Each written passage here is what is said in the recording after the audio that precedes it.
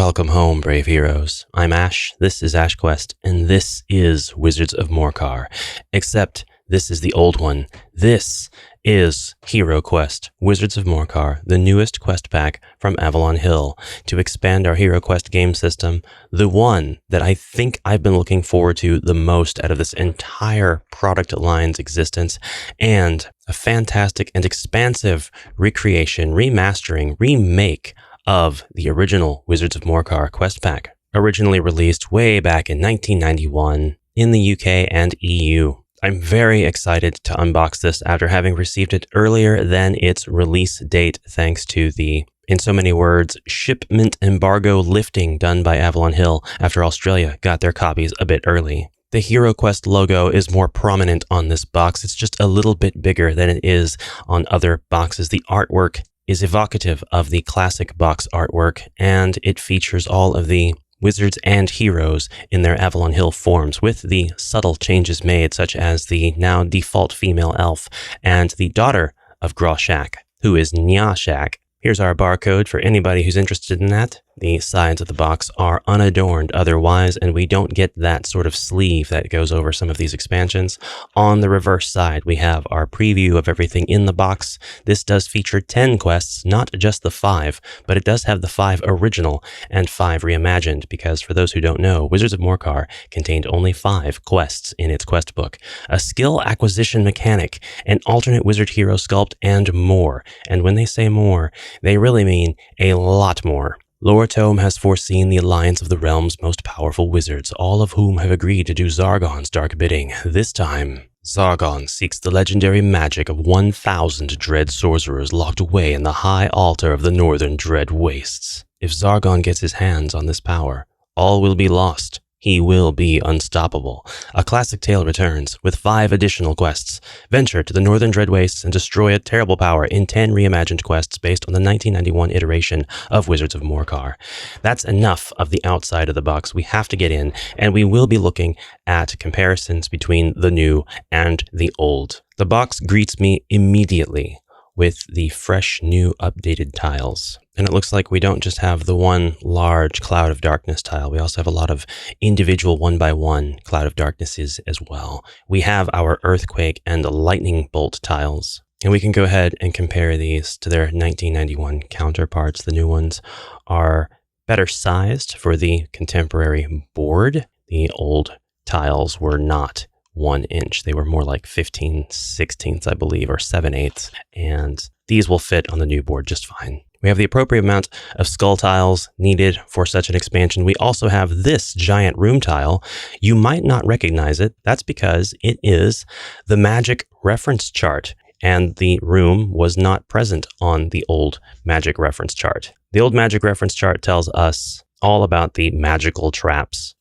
There are slight differences now between how the traps described by this reference work versus the old. In the old version, for a fireburst trap, when a player enters an empty room, place a fireburst token in the center of a room. This will remain in place until the beginning of the evil wizard player's turn, when it will explode, attacking any figures in the room with 3 attack dice. It may only be disarmed with a Tempest spell. The new Fireburst trap reads, when a player ends their turn in a room with a Fireburst trap, place a Fireburst token in the center of the room. This will remain until the beginning of Zargon's turn, when it will explode, attacking all heroes and monsters in a room with 3 attack dice of fire. If a hero in the room with a Fireburst token discards a Tempest spell or any water spell, the trap is disarmed. So potentially, if the last hero player enters a room, they're not going to have any time to react to this trap, because it will only be placed when the player ends their turn in a room just before Zargon's turn. We have subtle changes in the iconography here. Everything is still highly recognizable. The text is the same, except the new version indicates that these are miniatures instead of card pieces. I've said that I was really excited for this expansion, and I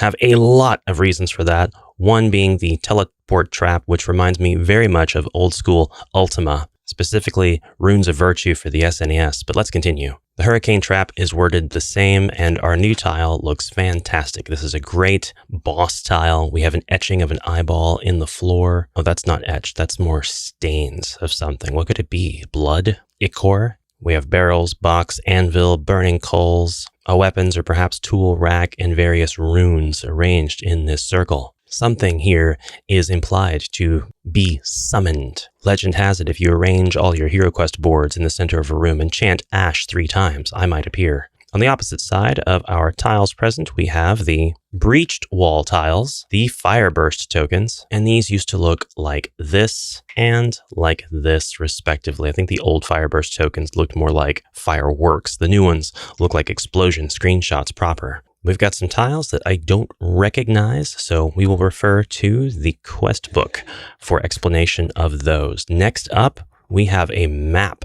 On the opposite side of the map, though, I want to show you really quick, is just this awesome, I don't know if I would call it a lithograph because it's just a big piece of cardboard, but this is some great artwork that you can otherwise have displayed at your table. And indeed, the quest book describes this as Hopkins Rest, the outpost on the edge of the borderlands. We see several different locations here: the Witch's Hut, Hopkins Keep, the Peacekeeper's Tower, the Cathedral of Hope, Arcane Library, the Dewdrop Inn, the Wandering Monsters Mercenary Guild, the Sharpshooter's Archery Range, and the Training Barracks, and we see spaces, tokens, next to all of these. What could it mean? I have faith that the instruction book, the quest book, is going to fill us in on these crucial points. But I can tell you that this is another reason I was excited for this expansion. Every expansion, even remakes of old expansions, offer Avalon Hill an opportunity to create something that the fans have been homebrewing for decades. And this offers a progression system unlike that of the gold gain progression that we've all come to know and love, and some of us not so much love. We will be returning to Hopkins Rest a few times throughout this campaign and beyond. The presentation, as per usual, is very good. We have our quest book front and center, and then we have our candy tray with all of our miniatures present. We can immediately see all of the original miniatures that would have come with the old Wizards of Morcar, our 4 wizards, which is actually 5 now in this X-Back. We have all of our men-at-arms, or mercenaries as they are now known, and we have our female wizard sculpt, who was not present in the old Wizards of Morcar. The old Wizards of Morcar indeed had 12 of these mercenaries, or men-at-arms as they were known in the UK. While the original Wizards of Morcar provided the sprue of men-at-arms to give rise to the production of the Frozen Horrors mercenaries in the US years later, these sculpts, which are obviously not on sprues, are completely new sculpts, completely distinct from the mercenaries that were with the Frozen Horror, and they are actually opposite gendered. So you now have even more variation across the 4 types. New sculpts on the left, old sculpts on the right. We just looked at the crossbowman. This is the swordsman, with the scout being next, and you will note that they do keep their lion's emblem on the shield. Slightly glossier material, maybe just a slightly different finishing process for this plastic. It does seem to be the exact same color, but the plastic itself actually could be different. Minor formula variation, and then the halberdier. Again, old on right, new on left. And when I say old, I'm talking about the Frozen Horror version. The very old men-at-arms or mercenaries looked like this, and they all looked like this. There was no variation between any of the sculpts across the 4 types. The differentiation came with the attachment of an individual weapon. So this specific men-at-arms could be a scout if you push fit the sword and shield, or sword and board, into their torso as such. And now we have this ingenious system developed with Citadel miniatures by Games Workshop to have our different types. And again, these are from the classic Wizards of Morcar. So these are 1990. I don't know actually when these sculpts first appeared. If they are the exact same sculpts as any other Games Workshop release, or if they were specific and distinct to HeroQuest. But I want to say that they absolutely are very specific and exclusive to HeroQuest. You have your 4 types, all the same, and they also have their cards. We'll do a comparison on the cards in a little bit, but looking through our book, we see that the card art is definitely different as well, which obviously it would be because we're looking at different gendered mercenaries. Closer look here shortly. Did you make the astute observation that we have 3 different colors here? So did I when I first saw the pictures of this expansion. And this made me pretty excited because I thought it might introduce a new game mode. Well, spoiler alert, we don't have that new game mode based on the different colors of the miniatures here. But I do think that it's very useful to have these different colors. I think it's really cool to have some of them be gray or dread coded, red or hero coded, and then purple, a cadre of the Raven's Veil coded. None of that has to mean anything. It's just something that I've drawn, if you will. You can definitely use the different colors to keep track of who controls which mercenaries, because it's possible for any hero to hire any given mercenary. As long as they have the gold. The mercenaries are, after all, in service to gold. I do want to look at the wizards really quick, including the good wizard. I don't have a classic analog to this one, except for maybe the classic male wizard from the original classic HeroQuest, because this is an homage to that wizard. She is sharing the same pose. She has excellent bangs. Really love the hair cut on this miniature. I think that this is a really good looking miniature, and love the pose and the classic staff. From what I can remember, for some reason I wasn't crazy about the card art, but we'll take a look at that as well. Good to have another wizard option. Of course, obviously, this is just a change in sculpt, and while her card will enjoy similar artwork,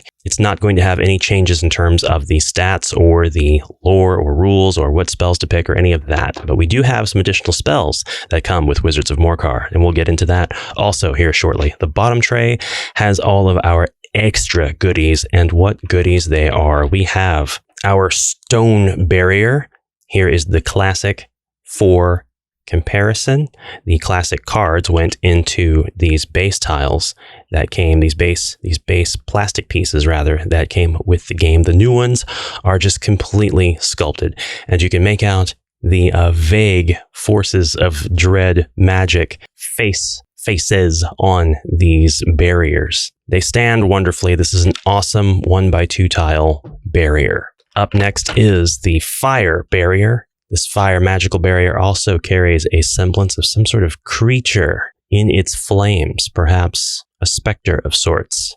I don't read into that too much, but in and of itself, this is a really cool interpretation of fire blocking your path. And it's about time we had some really cool fire in a sculpt for our HeroQuest games. Of course, the green fire for the bonfire pit, notwithstanding in Jungles of Delthrak. Moving on, we have our ice barrier, and this is starting to remind me of the Titan toys that were released for Disney's Hercules. I loved those toys, and this isn't the first time on the channel I've mentioned them, but they do kind of evoke that similar sense of childlike wonder in these magics that just can't be explained, that are showing their force and dominating the board. Particularly the thick, chunky presentation of them. I really like that. Here are the cards, which we will look at here in just a second, but from here on out, it's all original. These are all the things that Avalon Hill decided would make this expansion better.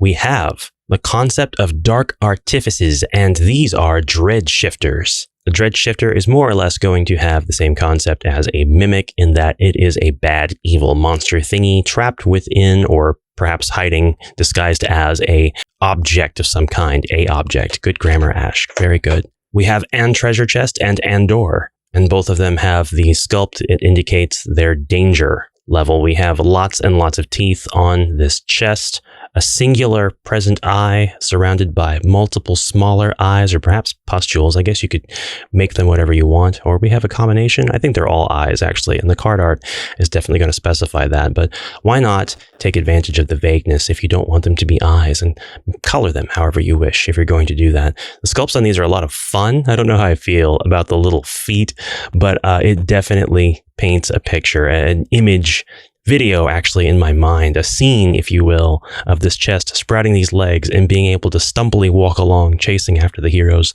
The door also, although why does the door have legs? I guess it's not the doorway that is the dread shifter. I guess it's just the door. So after the dread shifter moves, it's not like the door disappears. You could probably put a doorway where the dread shifter was, right? Or it could be a fake door completely. There's no doorway left over because it departs, and then there's just no way to get into the other room. The dread shifter is right there, the entire frame and everything. You could use this both ways, or at least I would. I don't know if it will be referred to in both ways in the book, but we'll see. Okay, I've seen pictures of the next miniatures, but when I lifted up that top tray and took a look at these underneath, I did not get the sense of their size. These are very large. These are gigantic. I did not infer from the pictures their size, but I actually have a bit of a problem with size and depth perception in real life anyway, so that's of no consequence. This is crazy. These golems are enormous, and I really like that they are huge. I don't think that they would have carried the same weight at all if they were as small as the heroes or just a little bit bigger. This one's easily twice the size. Really awesome display of power and might here. There are not one but two golems in this box, and the sculpt, again, very nice, very chunky, very large sculpts, lots of room for details, but the design is still kept simple because these are constructs. These are meant to evoke that image of they're just scenery until they're not, and they are sculpted in the way a statue might be. You can see it from afar, you can make out the details, you know what kind of message it is presenting, although obviously it's presenting the message of I'm going to destroy you once it comes to life and starts moving. All of the miniatures, it's worth noting, have this specific designation of Morcar on the bottom, followed by a number. And this seems to all make sense and go in sequence, and it's totally consistent with the rest of the expansions that are released in the HeroQuest line. But the Minotaur, which we'll take a look at a lot closer here shortly, has an anomaly in that it says Jungle 19. This has led some to believe that it might have been intended for use with the jungles of Delthrak, and perhaps plans were changed last minute. It's hard to tell because the development of this expansion may or may not have been during deep in the roots or during the prototyping or development phase or whatever, when the company was having its layoffs. It's difficult to know exactly when this would have been shifted between the two, if that is the case, or if this is just a designation that was put as a placeholder and there were no design plans to include the Minotaur. And yes, I do say Minotaur, and yes, I've looked up how to say it, and boy howdy, you'd be surprised if you went down that rabbit hole. But Minos, the city of Minos, yes, just look it up, So we have our golems, which I wasn't sure about. I had my doubts when I thought they were a little bit smaller, but now that they are out of the box and on the board, so to speak, I love them. I can't do without them. I'll be looking for classic proxies immediately. And the creme de la creme, somebody that we have been wishing would exist in miniature form since Rise of the Dread Moon. Somebody that I wished had existed in miniature form since Rise of the Dread Moon. Somebody who has been proxied numerous times, endless times. We have in our possession, at long last, a miniature representing Sir Ragnar. And I know some of you fellow Mythic tier holders will say, well, we already have a Sir Ragnar. But no, this is the Knight. This is Sir Ragnar, available to the public in a retail release. He is strong, he is commanding, he is ready to fight alongside or perhaps against the heroes.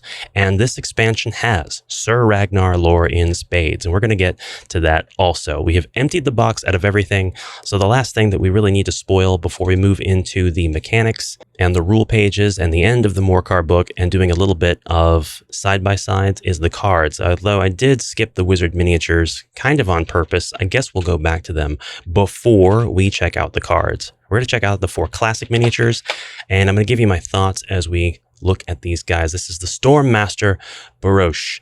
I happen to love these classic sculpts very much, so I was very much looking forward to seeing what Avalon Hill would do with the current, and Baroche does not disappoint. I still love the classic Citadel look so very much, and I think that there's a time and a place to play the classic versus a time and a place to play the contemporary, but they did the contemporary justice with this one.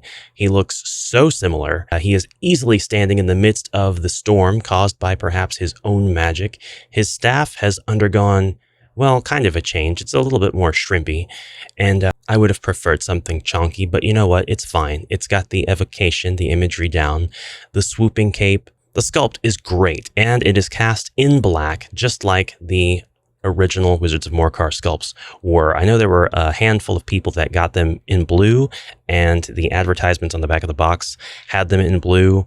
And I want to say, due to perhaps manufacturing changes on the spot, that the intention was that they were going to be blue, but that just wasn't the case. We had a lot more black out there than blue miniature holders would realize. We had blue ogres as well, but my ogres actually were black. And I'm not saying blue, but painted black. They were cast in black. Okay, we're going to go to the High Mage next. I won't call this contentious, and I won't say that I disagree with the choices made, but I do like the classic sculpt more because I think that it does just stop making fun of the lack of the moon, okay? Yours is probably missing the moon too, just like your wizard's desk. It's probably missing its candlesticks, right? I actually need to locate or print off a moon to glue onto the staff, or otherwise get another wizard mini, because I got this guy and he was missing his moon day one. It's tragic, but I like his long robe and tunic, and the new one just doesn't have that. Perhaps this is for reasons of practicality, perhaps so he can move around a little bit more.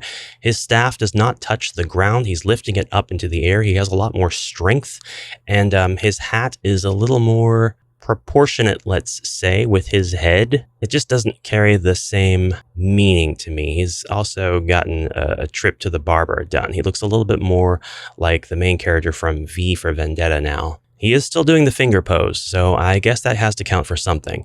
But for what he is and who he is in and of himself, without comparing, he's great enough. Why though? Why did we lose the giant hat and the long coat? This is a position of status. This is a position of power. He's not needing to go out and do a bunch of stuff because he's already super powerful. He's the high mage. And yet he's out here fighting the heroes. So, I mean, what good are my words? Next up, we're going to look at the Necromancer. The Necromancer happens to be one of my top favorite sculpts in all of HeroQuest history. I love this sculpt. I love this character. I like the dagger, the skull, the headpiece that the Necromancer is wearing. This is just fantastic in every way for me. And I'm sorry to the art director and the people who signed off on the choices for the new one, but it just doesn't hit the same notes for me. Carrying the scythe does make sense because of the Reaper-coded elements that a Necromancer might evoke in your mind, and he's holding the skull a lot higher. The belt still carries the skull emblem. There is still ribs along the ribs and down south. The texture of this mini is very interesting. In places where there ought to be fabric, there is a rough sort of grain. And it's another case of, in and of itself, not comparing to the old. This is a great sculpt, and it's really cool. And I love to see it. And yeah, it makes total sense as a Necromancer. Just compared with the old one, dang it, I'm so sad that they got rid of my boy's headgear here.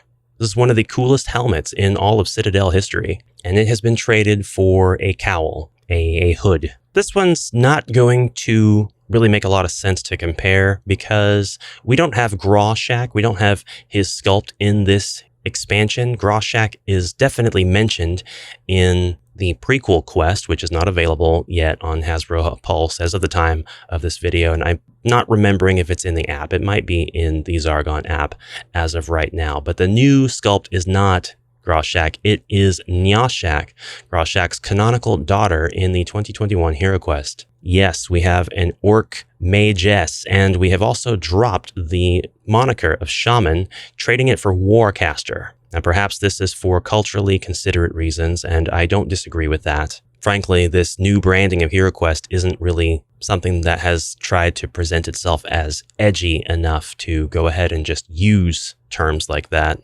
A lot of other games would without any issue, but that's fine. Yeah, we don't have a whole lot of comparisons. I will go ahead and mention, yet again, like a broken record, I happen to love the old sculpt here. I think that Grawshak is fantastic. For the record, I just love all of the wizard sculpts that come with Wizards of Morcar. I don't think that any of them are weak. None of them miss. It's really hard to pick a favorite, although the Necromancer is firmly my favorite, with the Orc Shaman coming in second. But this is Nyashak, and this is our last canonical classic wizard remake. Finally, we have a new character, and this is the Artificer, combining magic with machinery, an engineering mind with knowledge of the arcane, wielding a giant hammer and having the muscles to pull that off, as well as what looks like a portable Gatling gun, a hand cannon, and very strong, perhaps regal features upon her beautiful face, where all of the Wizards of Morcar, such as the Stormmaster Baruch and Warcaster Nyashak, have their names. The Artificer is named as Keeper, and Keeper is indeed the name that is mentioned in the new quests for this quest book. We'll go over the lore for Keeper after we've looked at the cards and we've looked at the mechanics. But now it's card time, and I can't wait to get into this. As you can see, I have saved this moment for video because I really wanted my reactions to be authentic. And in fact, I kept away from spoilers as much as possible. I did the speculations. I looked at every single square pixel I could of every image presented on the internet provided by Hasbro, Avalon Hill, through official store pages. But I did not go looking at photographs that were floating around across any community. I wanted to keep this all for myself. And I've done so successfully. So here we are. Let's start from the back. HeroQuest, you are the wizard. And this is our new art for our wizard. See what I mean, though? I mean, she really does call to mind the classic wizard. Maybe there's something about her face. Maybe, I don't know. Maybe it's not something to get into right now. We have 2 artifact cards, and they are the Drake Hide Cuirass. This leather armor is imbued with elemental magic, making sure to specify that it is leather. It is armor, non-metal. This magical suit of armor gives you 1 extra defend dice. Instead of rolling for movement, a hero wearing it may move up to 8 spaces, may be combined with a helmet or shield, may not be used by the wizard. Drake Hide here is one of the coolest pieces of equipment that you can get in the game, in that it not only gives you that extra defend die and can be used with specified other pieces, but it is immune to rust, and it allows you to just move 8 spaces, which in and of itself makes it an awesome artifact.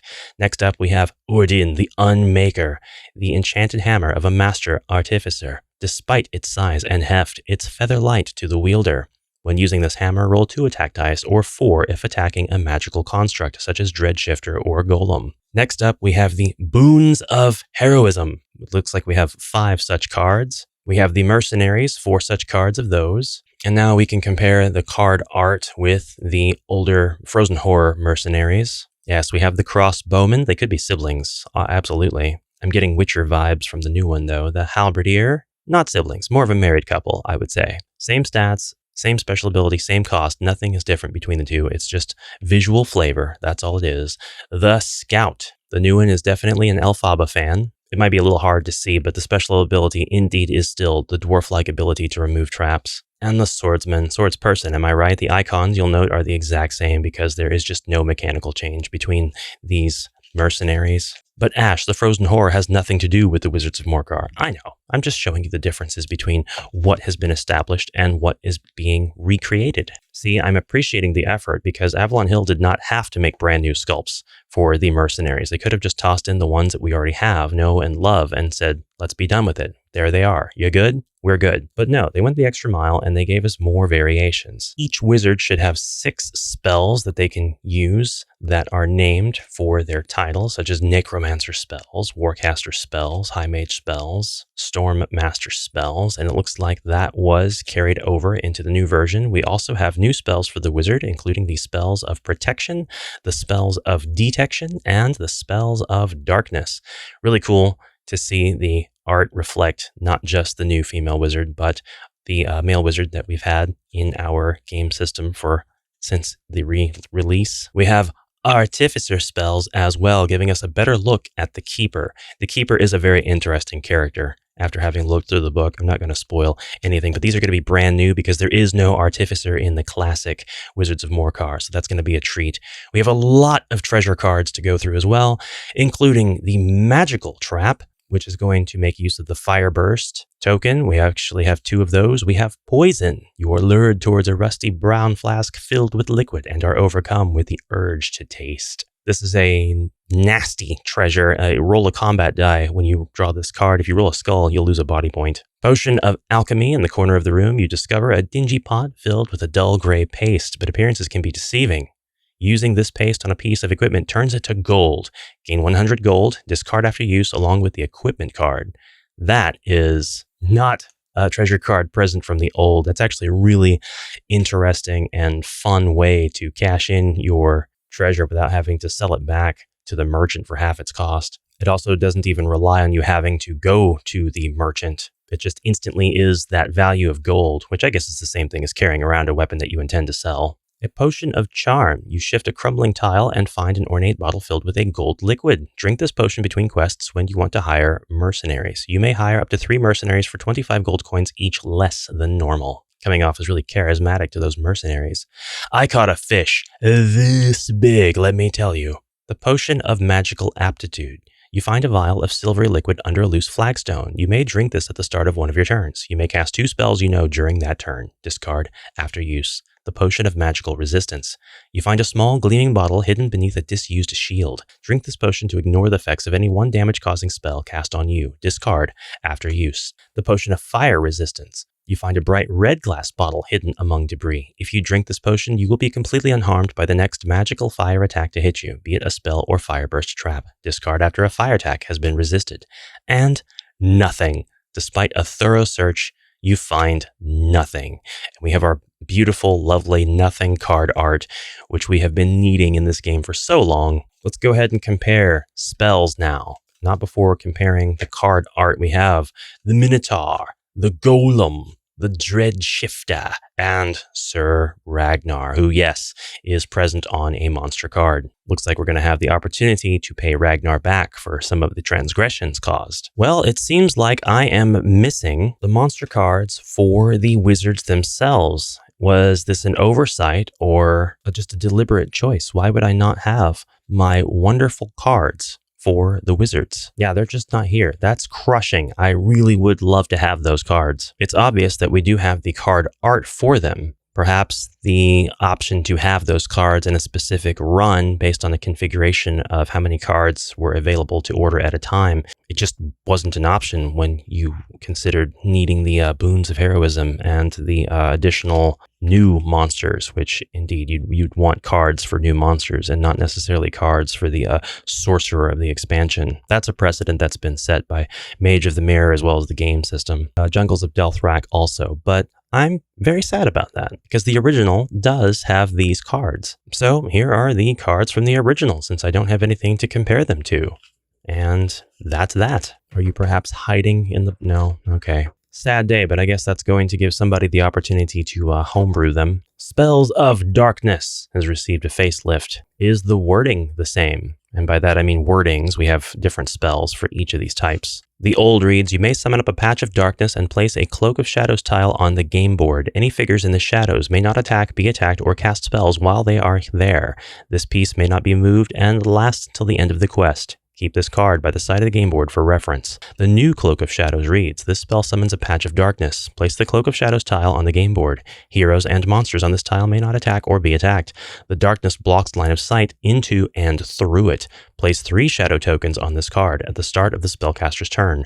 Remove a shadow token. The spell ends after the last shadow token is removed. Discard this card. 2 quite different wordings for the Cloak of Shadows rule. Arrows of the Night is next. Those look like fireballs. While having different wording, they do allude to the same thing, so the rules for this spell have not changed. You can fire these magical bolts at any monster you can see, roll 2 attack dice, and the target must defend with as many dice as he has mind points.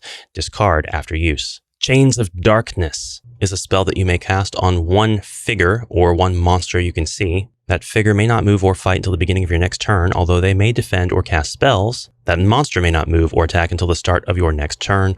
They may defend or cast spells. This old one seems to imply that you can cast it on a friendly, while the new one is monsters only. And yes, Sir Ragnar counts as a monster. By the way, here is Sir Ragnar's stats, 2026 Hasbro. And here is the Golem and the stats here. The Golem has 0 mind points, but with 4 attack dice and 5 defend dice and 3 body points, it's definitely a force to be reckoned with, but not as much of a force as the Minotaur, which has 4 attack dice, 5 defend dice, and 6 body points, as well as 4 mind points. The Minotaur also has Gore. In addition to their own turn, a Minotaur may immediately roll 2 attack dice against a hero who ends their turn in one of the 10 spaces surrounding it. A Minotaur may not Gore if they are incapacitated. And it's 10 spaces because this is one of the larger miniatures. We'll take a closer look at it right now, actually, so that we can get a little bit of more miniature action in here, interrupting our card readings. We have very, very furry legs, arms, head. Loving the design of this. It definitely looks like it could belong with the art quality, the sculpt aesthetic of the Jungles of Delthrak miniatures. I won't dispute that at all. Very, very charm-filled piece. Looks like this had a lot of heart put into it. I like it a lot, actually. I wasn't sure if I would like it. I really wanted it to evoke the pose of the original Minotaur that was made for the Wizard expansion pack that was never released. But we need original just as much as we need remake, just as much as we need salvaging that which was not released. The Dread Shifter is the last monster card that we haven't gone over, and it has Ambush. You can place this monster onto the board as the object it appears to be, like a chest or a door. The first time a hero moves into the 8 squares surrounding this object, replace it with the corresponding ambush monster miniature.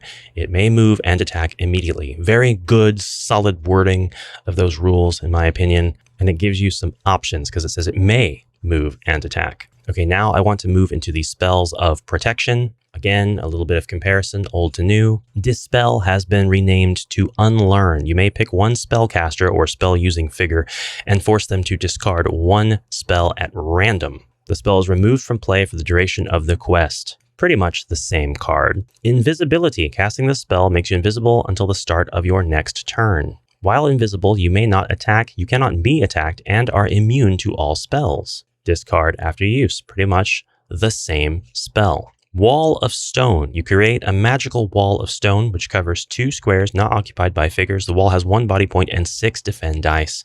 Discard when the wall is destroyed. Same spell. I like the spells of protection very much, by the way. The spells of detection are next. Our wizard has grown more pretty in the years that have passed. Something that I always thought was funny, Future Sight and Clairvoyance, aren't these just the same thing? But Clairvoyance, you may ask Zargon to lay out the contents of one room anywhere on the board. If the room is empty, you may not try again. Brutal, but it's the same spell. Future Sight, the spell may be cast at any time and does not take an action. You may re-roll all dice for any one attack, defense, or movement roll. For the classic, you simply play it at the end of your turn. You may re-roll any attack, defense, or movement die rolls once until the end of your next turn. I like the new wording, otherwise it's the same spell. Treasure Hoard, you may cast the spell instead of drawing a treasure card to draw 3 treasure cards.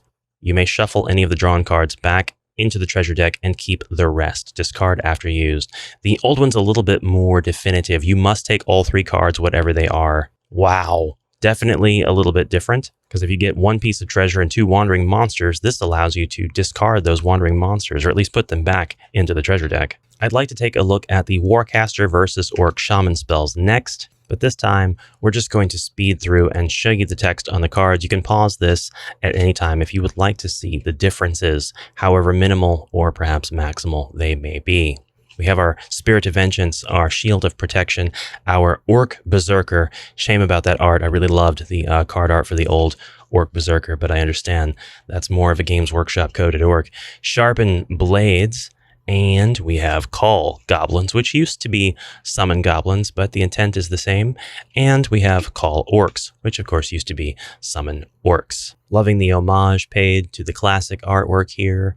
Pose is the same. Color choices are roughly the same. We do have some differences here and there, but ultimately it's the same character. I am missing my old Thieving Wind card, so I can't compare that one. Hero loses 1 piece of equipment chosen at random, so this is one of the ways you could lose your leather Drakehide Cuirass, but it would certainly be a shame for you to lose that. It's such a cool piece of treasure. It's such a cool piece of equipment. We have Blinding Sleet, Earthquake, Hurricane, Wall of Ice, and Lightning Bolt, which has become Lightning Strike. This utilizes the Lightning Storm tile, which is this guy right here. Gotta be careful around the High Mage. He knows some real bangers. We've got Rust first and foremost, as well as Strands of Binding, which fires magical tendrils from the spellcaster's fingertips. They entangle one target who may not move or attack until the tendrils are destroyed. And the tendrils have 1 body point and roll 4 defend dice, but it does allow the target to defend against other attacks. So it's not all bad. The Wall of Flame is next.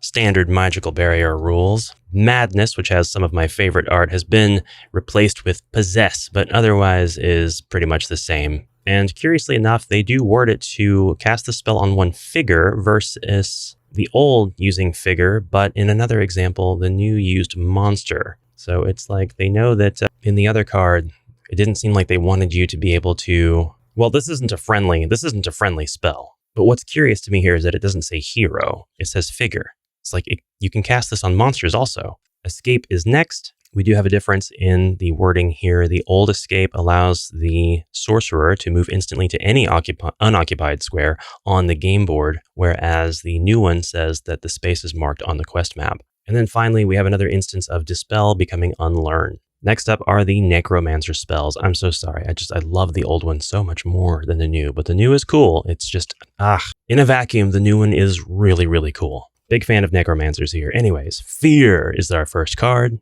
followed by Raise the Dead, Skulls of Doom, which is one of the most hilarious spells ever. He's just going to chuck the skull that he's been carrying around. Summon Mummy, Love the card art for both of these. Love how the new evokes the old, but they're both hilarious. There's just this mummy, and it's especially hilarious in the new one because of the pose given to the sculpt of the mummy in our new HeroQuest.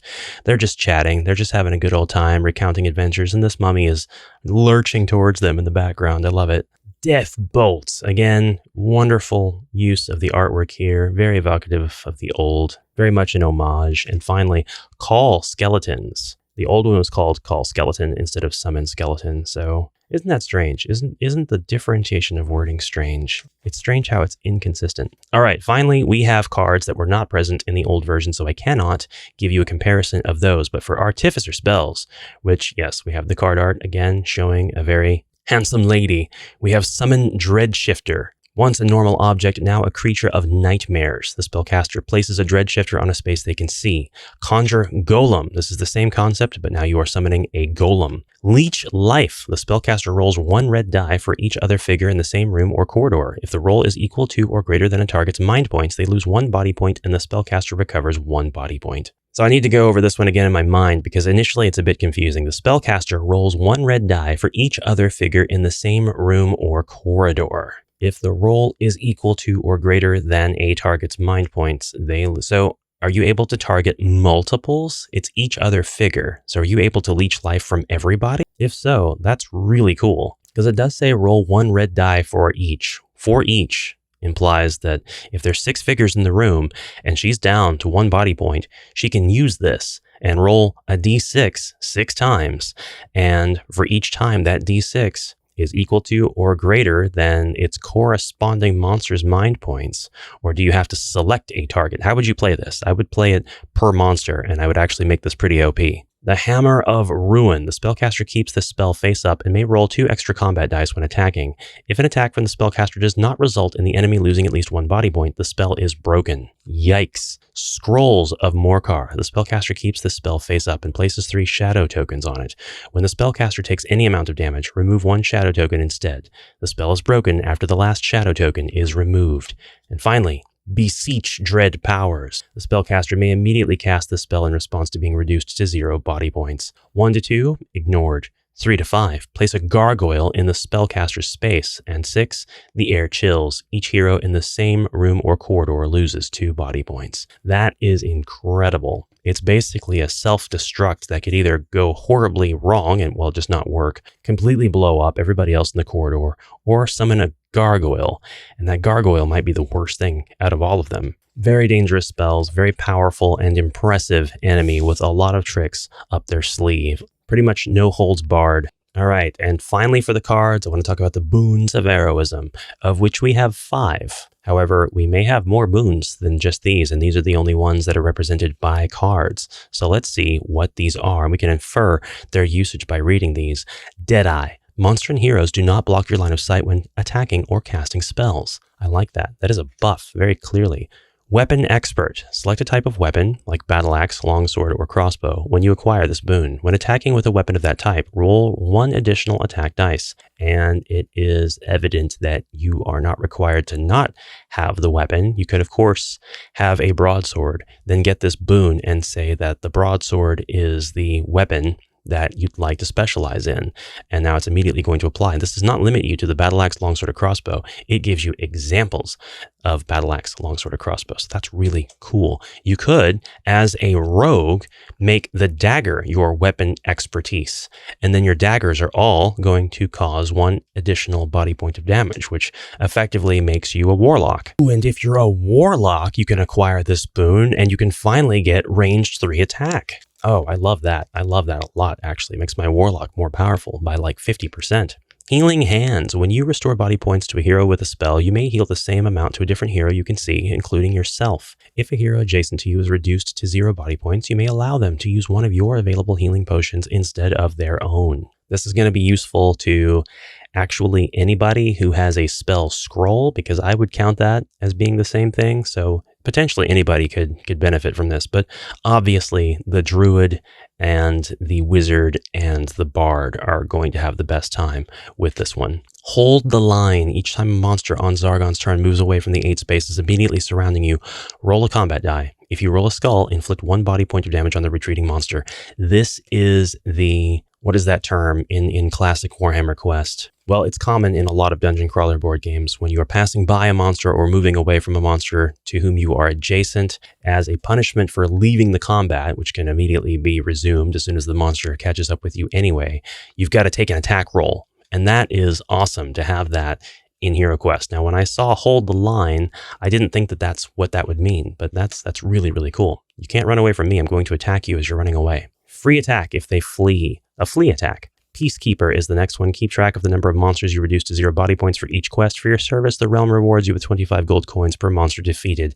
The end of that quest. Excellent boons of heroism. I would now like to know a little bit more about these tiles, and it is now that we are going to open up the book and look at the introduction pages. We won't be looking at any of the quests until I tell you that we're going to dive into that territory, so this is your book spoiler warning as far as the mechanics go.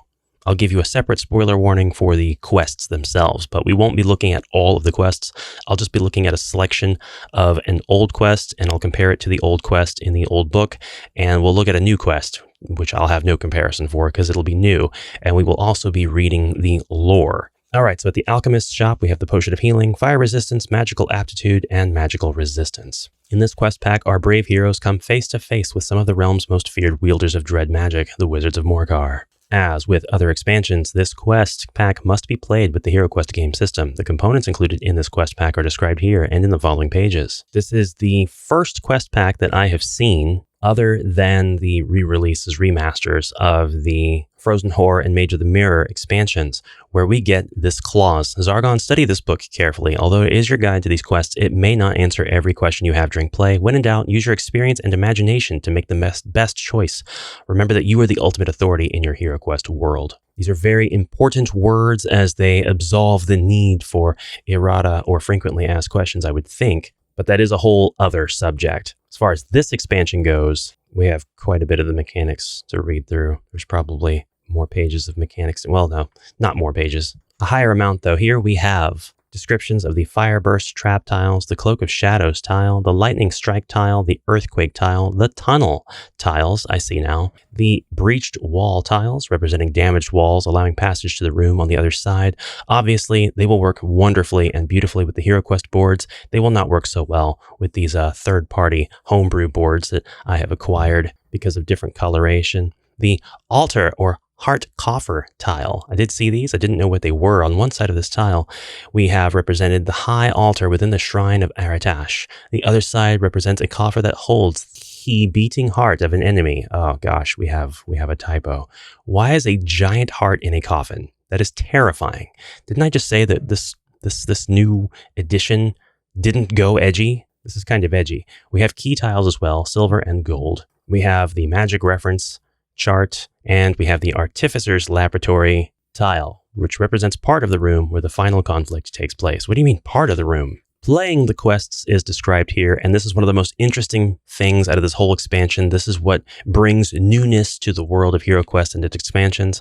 Wizards of Morcar, the original version. This quest book contains 5 exciting quests that were not in the original version of Wizards of Morcar.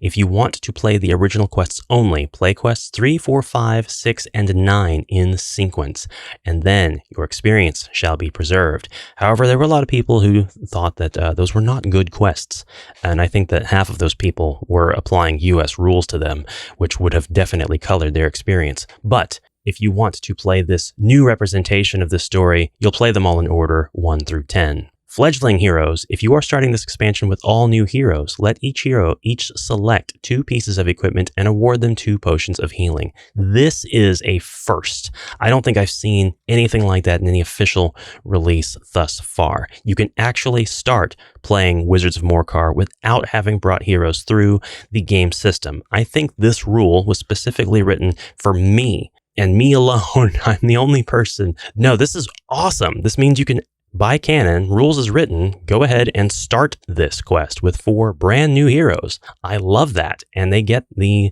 boons of heroism to start them off in every future quest, because the boons of heroism, I know, is something that actually will carry on past the end of this book. And I'm excited to show you how that works. Who is Morcar? The question that's been burning on everybody's minds. This book does answer that, but that will be after the quest spoilers alert. Heroes will discover the true identity of Morcar after they complete Quest 2, and Zargon reads the story on page 21 aloud. And yes, this does have a break between the quests where you are introduced to more lore and a lot of reading, and that's really, really cool. So what is new in this quest pack? Well, we have 2 new elements to the HeroQuest game system, new hero powers. Each hero will gain a new boon of heroism after Quest 2. See page 23, Hopekin's Rest. And we will look at that without looking at the quests, so this is going to be included in this first spoiler. Evil Sorcerers. This pack gives Zargon 5 evil sorcerers, each of whom have their own new spell cards, which will be used against the hero players. Optionally, you may also add the Nothing card for a bit of nostalgia. There they are, breaking the fourth wall in a rule book. Monsters with 0 mind points, large monsters, wandering monsters, starting and ending a quest, unthreatened movement, passing items, and now we have unearthing new artifacts. If a quest asks you to unearth an artifact, assemble a group of artifacts that are either not currently owned by any hero and not included as part of this expansion, and randomly select one of those cards. The heroes find the selected artifact. So this is a chance to bring all of your artifact cards, should you so choose, and apply it in a rules as written way to this initial adventure. Your heroes could literally find any artifact from any expansion with this rule in place by unearthing artifacts. That's so, so cool, as long as you have the expansion, of course. Dark Artifices is explained next. On your quest, you'll encounter monsters afflicted by a terrible union between artifice, yes. Sometimes I get those consonants mixed up. And dread magic, controlled by the whims of Zargon's followers. When a monster with the ambush ability is encountered, Zargon places it onto the board as the object it appears to be. Dread shifters in this expansion pack appear to be either a chest or a door. This tells me that there is the possibility of future dread shifters, and that this is simply an introduction, or at least it could mean that. We could definitely have future dread shifters that represent the other parts of the HeroQuest board, such as the Alchemist's table, or the throne, or the regular tables, or the bookshelves. Wouldn't that be absolutely horrible? We repeat the rules for revealing ambush monsters from the card. Ambush monsters are uncovered when a hero searches for traps in the room or corridor where they are located. Replace the furniture with its corresponding monster. If a hero searches for treasure in a room with a hidden ambush monster, remove the furniture, then place the corresponding monster next to the treasure searcher and immediately roll attack dice.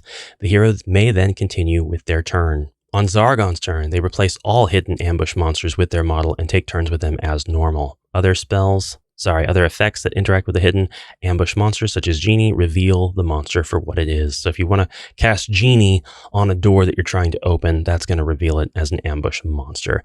All chests in this expansion pack are reinforced. Contents of chests are not found until the first time a hero adjacent to that chest searches the room. Heroes who are not adjacent to the chest draw from the treasure deck instead. Each room may still only be searched one time per hero. We next describe the process for hiring mercenaries and the concept of mercenaries. That's what both of these pages are dedicated to. We have new magic, the forces of Morcar.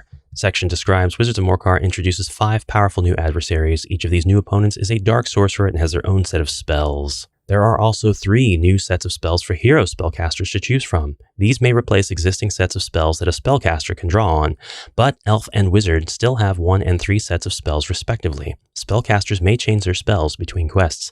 So, by saying spellcasters and recognizing that the Elf and Wizard are part of this, yet not the complete definition, by saying that they still have 1 and 3 sets of spells respectively, as a side note, they're saying that if you are a spellcaster of any type, such as a warlock or druid, you can exchange your existing spells for the spells of protection, spells of detection, spells of dark action. This quest pack introduces a new wizard hero. Statistics are the same as the wizard in the HeroQuest game system. It is recommended that a group of heroes contains only 1 hero of the same kind. It's not recommended to have a party with 2 wizards. This is the first time that the rules have said, hey, we don't recommend that. This doesn't necessarily run counter to the explicit no 2 barbarians or no 2 elves rules given in the remakes of the US expansions. But it now actually, that actually might run counter, because I think that those 2 do say you can't have 2 heroes of the same type at all. Well, that's a little bit better and also maybe a little bit worse, because the less varied your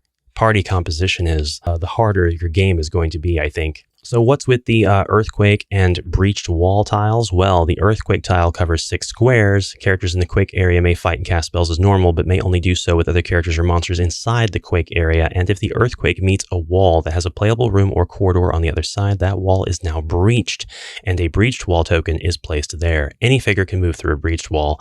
If a room that has not been explored is breached, the contents should be laid out at once. If there's no playable room or corridor on the far side, a breached wall token is not placed onto the board. And if a lightning strike or earthquake meets a magical wall, both spells are cancelled and the pieces are removed from the board. Whenever a character enters a room described in the quest notes as containing a magical trap, Zargon must refer to the magic reference chart to see the effect of that particular trap, and tunnel tiles are used to link 2 unconnected locations via an underground labyrinth. Finally, skipping the lore of page 14 up above, we have our tiles and the quest map guide. So orange is used to highlight traps and mysteries that the heroes can detect by searching. Light green used to highlight traps or areas the heroes can neither see nor detect by searching. Purple used to highlight areas mentioned in the quest notes or impacted by spell effects. And dark green used to highlight monster symbols, with the dark green and orange working together to display the dread shifter doors and chests. After completing quest 2, mercenaries. The heroes may now hire mercenaries before their next quest. As explained on pages 8 and 9, the players may use the gold mentor gave them to hire one of each mercenary type. The players decide which hero will manage each mercenary. And hero advancement. The heroes have grown in status. They are now acclaimed wardens of the realm. At the start of each quest, each player may select a boon of heroism for their hero. And this is the probably most awesome, most game-changer thing about this, introducing the boons of heroism at Hopkins Rest, the outpost at the edge of the Borderlands. The heroes are now acclaimed Wardens of the Realm. At the start of each quest, a hero may select one location to visit and receive its boon of heroism if available. A hero may only benefit from one boon at a time. Fallen Wardens may return, always with new heroes, and any boon marked with 2 asterisks can be gained multiple times. So we have the Sharpshooter's Archery Range. You can take the Deadeye hero skill. There's 1 available here. The Training Barracks has 1 available Weapon Expert hero skill. The Cathedral of Hope has 1 available Healing Hands hero skill. The Wandering Monsters Mercenary Guild does not have a limit on this, but Ragnar and the veterans of the guild share stories of their past victories. Ragnar's spirits seem lifted. Recruit a mercenary without paying their cost. This mercenary returns to the guild if you ever choose another boon. At the Dewdrop Inn, you can raise your hero's max body points by 2, seemingly unlimited. Hopkins Keep, you can take the Hold the Line hero skill. Peacekeeper's Tower, you can take the Peacekeeper hero skill. And at the Witch's Hut, you can gain 1 potion of healing. This can be gained multiple times. Now, I'm guessing that the intention here was to allow somebody to return here and gain another potion of healing, even if they have done so before entering the previous quests. Like every time you come back to town, you can get a new potion of healing multiple times and they'll stack and you can basically collect them if you haven't used them. Whereas at the Dewdrop Inn, you can raise your hero's max body points by 2, but that's it. That's the boon. So the next time you are ready to choose a boon, if you choose this one, you're essentially trading it for the exact same thing and you're able to raise your max body points by 2 again, as in not stack. If you visit this place twice, you're not going to have 4 extra body points. You're just going to have the 2. And then the next quest, you're going to have the 2 again if you select this boon again, versus this one, which can be used multiple times. That's the meaning that I'm getting from this. And the Arcane Library.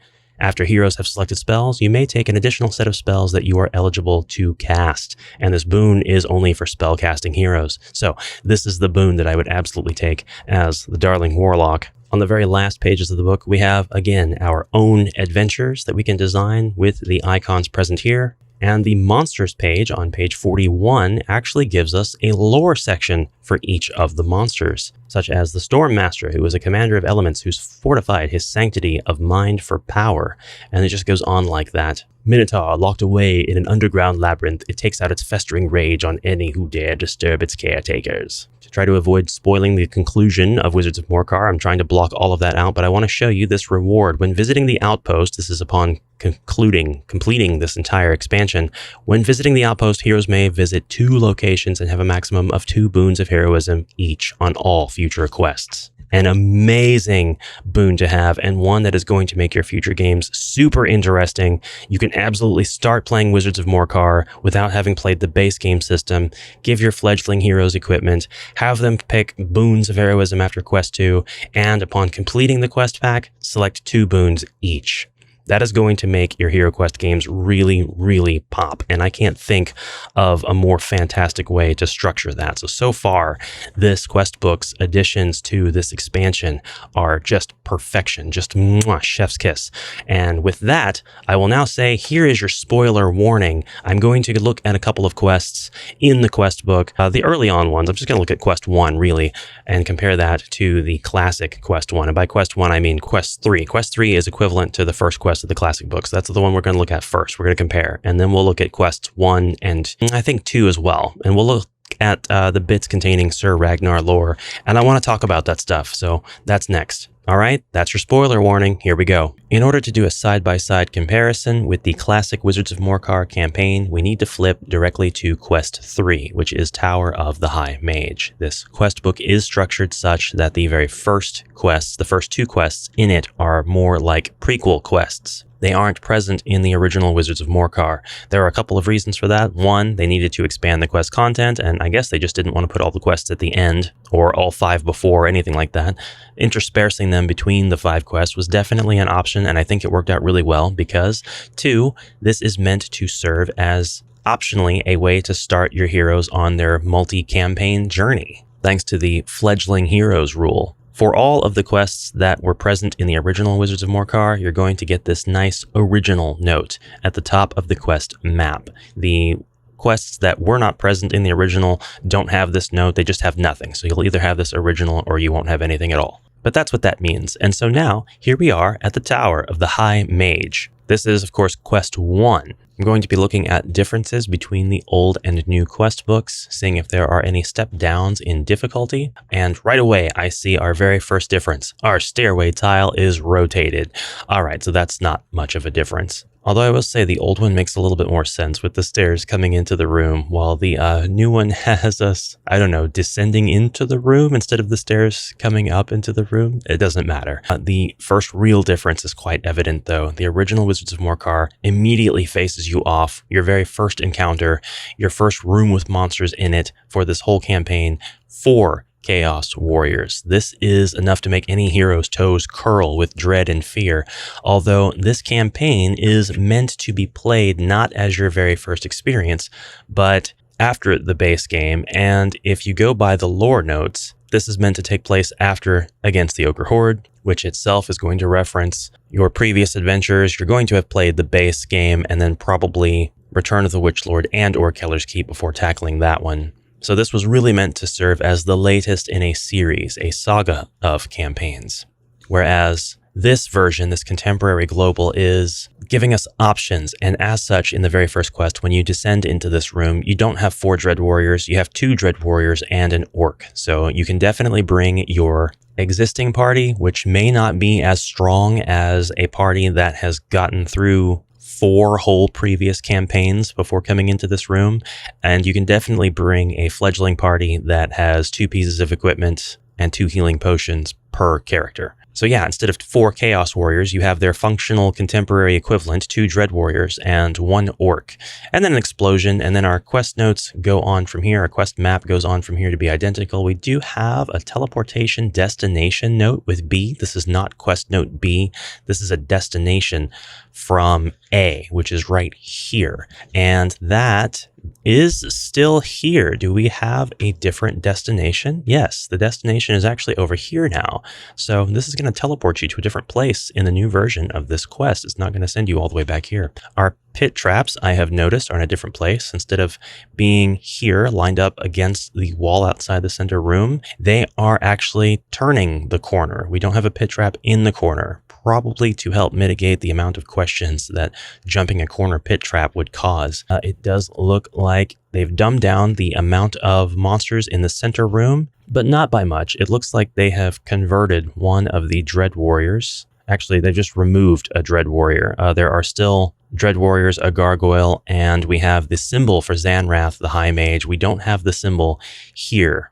They're not using the symbol for the Chaos Sorcerer in the Classic, so the C note is meant to represent that monster, that wizard boss. It looks like the Northwest Chambers also received a reduction in difficulty, with 3 Chaos Warriors becoming 1 Abomination, and the Southwest Chamber which previously contained 5 orcs and 3 goblins, now just has 1 dread shifter. There are fewer greenskins in the next room also, and also another room in which greenskins and chaos warriors have become just 1 dread shifter. I don't have a problem with this. We also have a new quest note, or actually 2 new quest notes, D and E, not present in the classic. We just have 3 quest notes. It's a very simple and straightforward quest.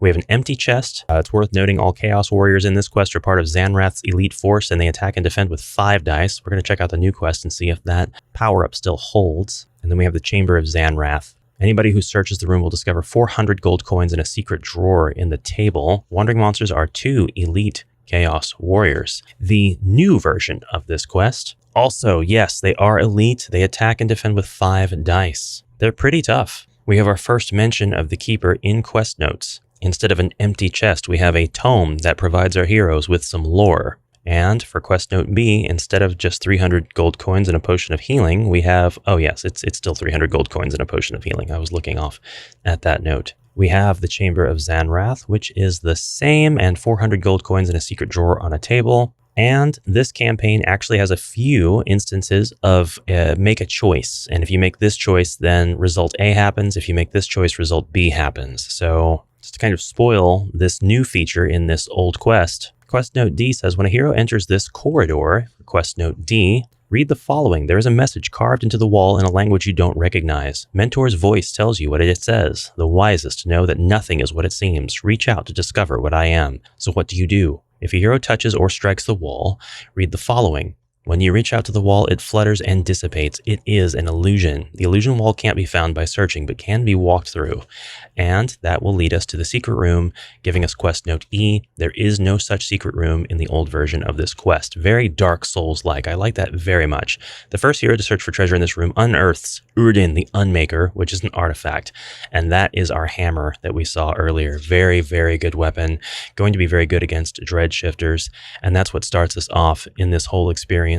I want to read you the differences between the lore. The Tower of the High Mage in the old version says, the first of Morcar's sorceress lieutenants you must defeat is Zanrath, High Mage of Sarako. He lives in a magical tower high in the Tarik Mountains, where he is guarded by his elite army of Chaos Warriors. Prepare yourselves, my heroes, for a fearsome battle against steel and magic. The new one is a bit more wordy, and it says, now that you've acquired a skill and mercenaries to aid our cause, referring to the heroic boons and the chance to hire mercenaries, you're ready to track down and defeat the first of Morcar's lieutenants, Mentor announces, flipping through Lore Tome's pages until he stops on an entry that seems to be glowing from within. An illustration of a wizard catches your eye. His white eyebrows are furrowed, he grips a moon-tipped staff, and a large key dangles from his waist. Lore Tome's magic illuminates his name and title, Zanrath, High Mage of Sarako. To find Zanrath, you'll need to journey to his gilded tower in the highest peak of the Tarik Mountains. It is guarded by an elite army of dread warriors. Prepare yourselves for a clash of steel and for dread magic wielded by one of its most fearsome pupils.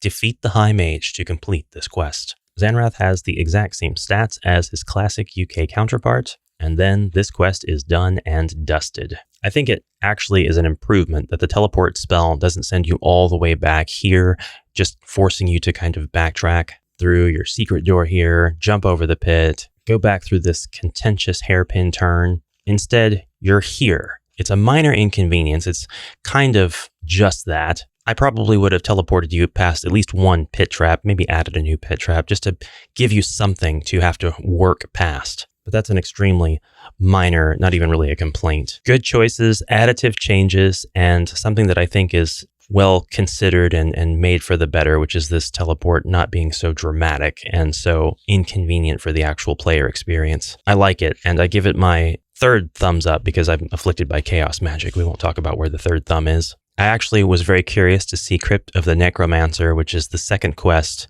of the original and quest 4 of the contemporary. So I'd like to show you those really quick. The changes between them are actually quite minimal, but they kind of echo the changes in the first quest in that we have our starting position, again, rotating the stairs to make a little less sense. I guess this is a deliberate choice though. The stairs are descending into this room rather than ascending. So I guess it's fine. We have an extra room now with a fire burst trap. Hey, look at Avalon Hill, adding some difficulty in. The old quest has us able to turn the corner and we get this useless hallway, which just wastes the hero's time. This could be multiple movement rolls. This is actually blocked off in the new quest. There is no such long, pointless hallway here. So that is a change, I think, made for the better. We have a magical statue of a chaos sorcerer in the old and the dread sorcerer in the new. We have several examples of a reduction in overall monsters. 2 zombies in the room marked with a C quest note, 1 mummy now in this same, but with a dread shifter. So I guess it's not all that different of a change. A room entirely full of skeletons and 1 mummy has been replaced with a dread shifter door that leads nowhere. 4 Chaos Warriors and a torture rack replaced with 3 skeletons, a zombie, and no torture rack. And an entire room of orcs around a table, just completely removed from the quest. The doors leading through the hallway, just hopping across, now moved over to the left to come down. Instead of having to face a second room full of greenskins, we just have a golem. And finally, this room with the gargoyle and 4 orcs, now just a gargoyle. I wonder if it maybe was dumbed down too much, but I guess the player experience is all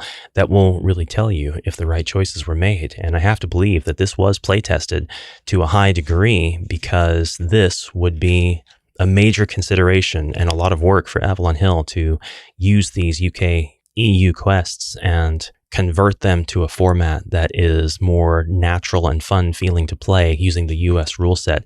I'm not saying it hasn't been done before.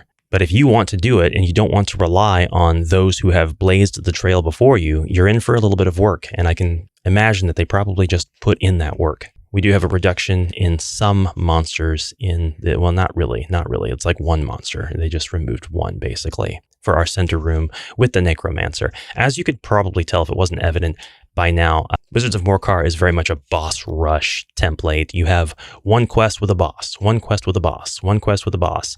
And then the 5th quest, you've got all the bosses together. Now, I'd like to show you quest 1 proper of this whole thing, show you what you're really getting you and your party into should you choose to just roll with the new party, new quests, new everything. It doesn't matter if you have fledgling heroes or if you have experienced heroes. You can choose to begin this campaign with this quest, regardless of whether this is your first expansion, the first time you're playing HeroQuest, or the 15th expansion that you've gone through with the same party. This is quest 1 in service to gold. And at this point, I'm going to give you one more spoiler alert because we're going to talk a little bit about Ragnar and we're going to get into who the keeper is, and everything's off the table at this point. I'm not going to spoil everything here, but I am going to talk about the keeper and Ragnar. So let's begin with in service to gold. We do get a reminder here to equip your fledgling heroes. See page 6. This important reminder is not on the page for quest 3.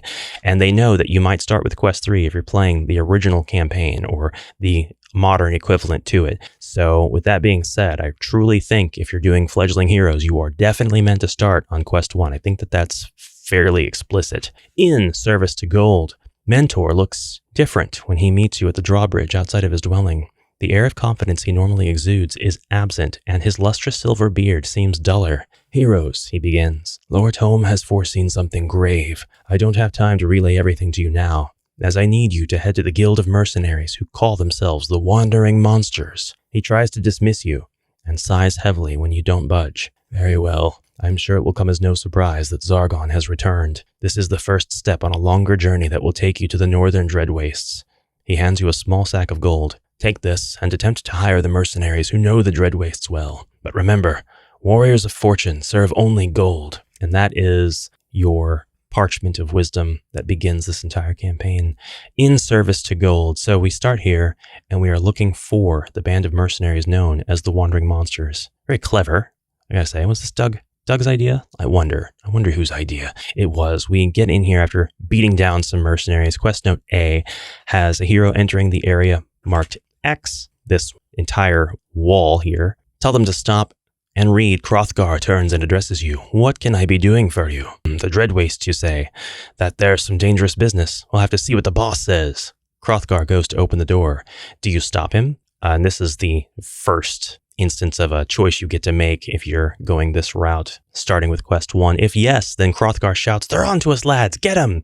Your new objective is to defeat the mercenaries and make it to the exit alive. All mercenaries are now treated as monsters and will attack the heroes. But if you don't, Hrothgar chuckles as he pulls the door open. Afraid you're too late, friends. We've already been hired. The mercenaries draw their weapons. Your new objective is to defeat the mercenaries, make it to the exit alive. There's no punctuation here. There needs to be a comma or an and or a period. Open the door out of the room and place out the corridor. Mercenaries are now treated as monsters and will attack the heroes. The hero resumes their turn. So your choice doesn't matter in this very first introductory choice-making narrative, but it is a bit of fun flavor text, and it prepares your players for this question-answer interactive engagement throughout this campaign.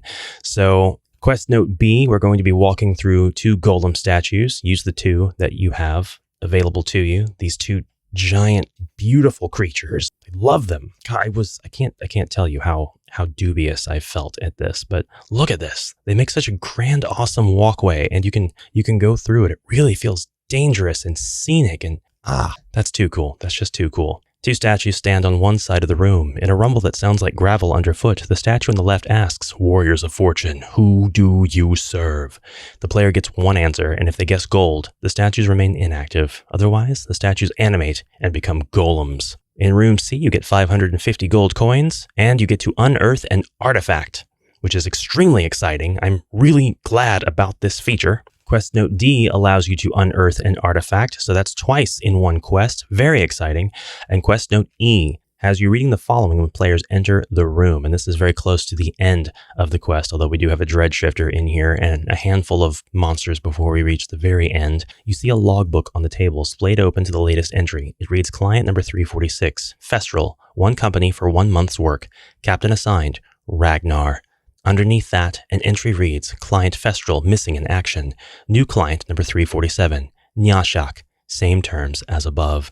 This introduces Groshak's daughter Nyashak, and that lore is contained in the prequel quest to this whole thing, which isn't necessary to play, but it is the quest that was distributed at Gen Con in 2025 and should be available all over the place now. Festral is a character in the original that I guess won't be making a return, and Nyashak, for narrative purposes and just to have a cleaner narrative altogether, will be the person who I suppose will be running this show. I want to talk now about the story that happens. We're basically getting to quest note D in this center room. You see an orc warrior flash a glare in your direction before handing a bag of coin to Ragnar. The orc hisses, "Too late, heroes. Gold has been given and service bought. In the name of Nyashak, daughter of Lord Groshak.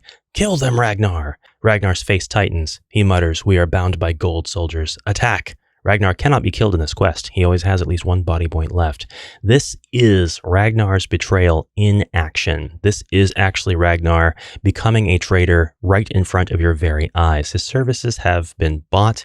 He has been blinded by gold. But not for long, because about 15 seconds later, when you acquire a special item called the Oath Ring, you can use that to sway Ragnar back to your side, and then he's a good guy forevermore. I want to summarize the story overview rather than read the entire thing verbatim, but it explains the Keeper as well as who Morcar is. And I thought that this was a really smart way to do it. I just have 1 complaint, and I'll get to that after I read to you. You will learn of the great power that Zargon seeks in the northern Dread Wastes. Magic is strong in those lands. Many who dwell there are wizards. The most powerful are chosen to serve the Keeper of the Shrine of Aratash. This formidable sorceress and artificer safeguards the shrine and the power bound within its high altar. All kings, queens, chiefs, and people of the northern Dread Wastes bow before her as she stands in place of the Dark Lord to come. Zargon fled to the northern Dread Wastes after we battled. He journeyed for countless days before coming across the Shrine of Aratash. The Keeper had one final duty: to name the Dark Lord after he began furthering his training in the Dread Arts, which happened after the Keeper immediately divined his potential. One by one, he faced wizards sworn to serve the Keeper. Then, in an ultimate test of his powers, he defeated them all at once. This does pit Zargon against each one of the wizards of Morcar before defeating all 4 of them in front of the Keeper, and the Keeper declared, "Zargon, bow now, once and nevermore." He hesitated for a moment, but then slowly bowed. The Keeper leaned forward and placed a heavy medallion around his neck. "Rise, Zargon, and be known forevermore by your dread name, Morcar." The assembled wizards rose as one and hailed their new lord. "Morcar, Morcar, Morcar! I have bowed but once. I have bowed too often, but never again. With that, he unleashed a terrible dread spell. The keeper reeled back, screaming in disbelief. Thus did Zargon become known as Morcar, the Dark Lord. This is the name he goes by when he dwells in the northern dread wastes, for it is Morcar, not Zargon, that the northern wizards have sworn to serve, and it is Morcar they believe will one day be granted the legendary power of the Shrine of Aratash. We learn about the 1,000 dread wizards, the High Altar, the host for the dread spirits being granted immortality and ultimate dominion over the ages to come, and this being the power that Zargon seeks. This is the story of Morcar, who is Zargon as he is known in the Northern Wastes. The complaint that I have about this is that it finally, I think for the first time ever in the contemporary HeroQuest, refers to Zargon as a he, and Zargon had always been given the more vague pronoun of they. This does stand in contrast to the classic games convention, which was common at the time to refer to every player, every character, everything ever as he, and just use the pronoun he as a stand-in for he, she, they, whatever.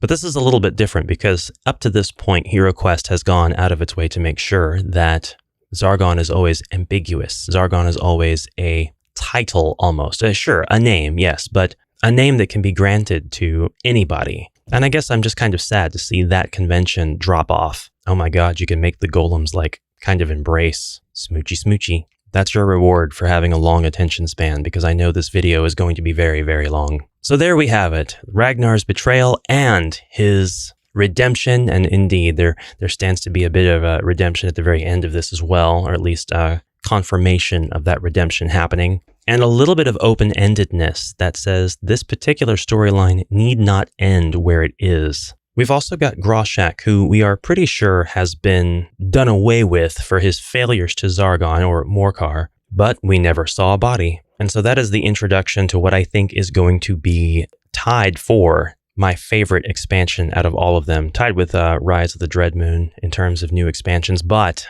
this could actually surpass Rise. I need some time with it. I just need some time alone with this expansion, and then I can tell you. Masterfully done, mathematically correctly done. The Keeper, by the way, she's got a huge thing for Morcar. She really, really likes this dread sorcerer, and this is her. This could be construed as Morcar's girlfriend, or at least she thinks that she is. I don't have a Cassandria mini still. Come on, Avalon Hill. You're bringing in these new ladies, and you're not giving me a Cassandria. I want a Cassandria.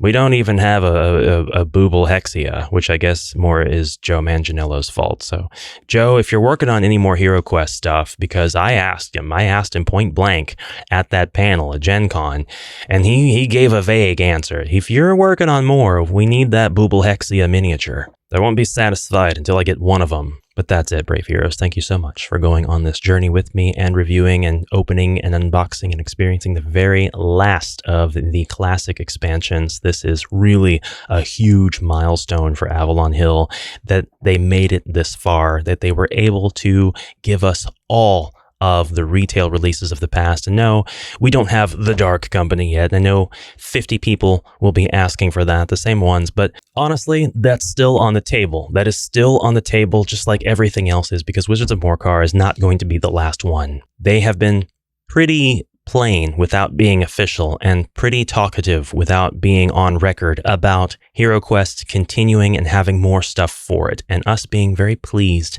as fans of this franchise and as players of this game about the future of this brand. So I, for one, am extremely excited, and I'm looking very much forward to seeing what else they do. But in the meantime, this is absolutely going to slake all of my thirsts and sate all of my hunger that I have for this branding, because man, the potential to create adventures with all of this new content and these new concepts, and it's so much. It's so much. Okay, that's enough out of me. I'll see you guys in the next exciting video. Until then, onward for now.